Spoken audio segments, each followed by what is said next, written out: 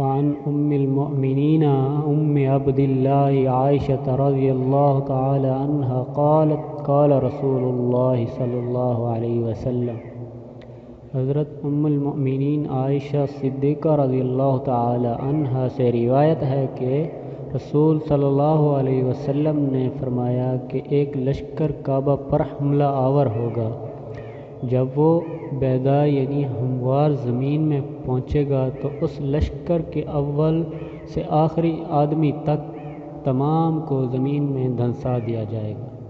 میں نے دریافت کیا یا رسول اللہ، کیا ان کے اول و آخرین کو دھنسا دیا جائے گا؟ حالانکہ ان میں ان کے عام لوگ اور ایسے لوگ بھی ہوں گے جو ان میں سے نہیں ہیں۔